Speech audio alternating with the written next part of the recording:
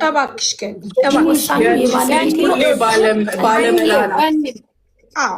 ስለሌለ ነው አሁን ቤት ውስጥ የለም። ስራ ቦታ አናግሪ፣ ጊዜሽን ውሰጂ። ስራ ቦታ ነው ያለው ባለቤቴ። እሺ ገኒ እሺ የምር አንቺ ከልብሽ አንቺ ከልብሽ ካደረግሽ አያቅትሽም። ገኒ ይሰማሻል?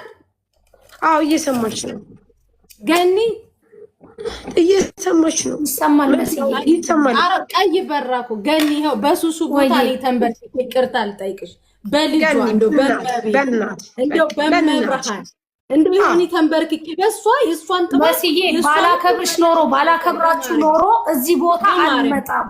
አይ ኖ መስዬ ለባቷላልኩም ውዴ እምቢ እኮ አላልኩም። መስዬ ተነሺ አንቺ በማክበሬ እናንተ ሙሉትን ሳርቾን በማክበሬ ነው እዚህ ላይ መጣሁት አይደለ? እንደ ማንኛውም ሰው ስልክ ዘግቼ ቁጭ ማለት እችላለሁ ስለማከብራችሁ ነው።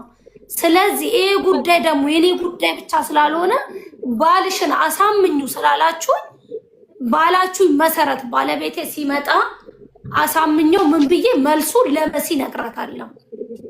እሺ እኛ ምን እንጠብቃለን መሰለሽ ገኒ ይውልሽ ካንቺ ልክ አሁን እንደሰጠሽን ተስፋ የሰው ልጅ የሚኖረው ከፈጣሪ በታች በተስፋ ነው። በቃ በተስፋ አሁን እዚህ ጋር 5600 ሰው አንቺን የሚያይሽ ሰዎች በቃ ስለ አንቺ ብዙ ነገር መናገር ይችላሉ። እኛ ምን እናገራለን? እኛ ብዙ ነገሮች ፈተናል ገኒ።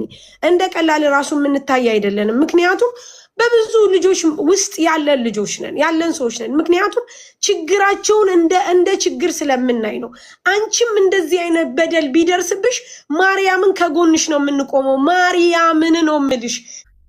ይቅርታ ልጅቷ የሚገባት ሆና ሳይሆን አንደኛ ለአንቺ ስል፣ ሁለተኛ ለሱሱ ስል ቪዲዮን አጠፋዋለሁ እንጂ ልጅቷ የሚገባት ሆና አይደለም። ወደፊትም ግን እኔ ከሷ ጋር መታረቅ አልፈልግም፣ ግን ቪዲዮን አጠፋለሁ ለአንቺ ክብር ስል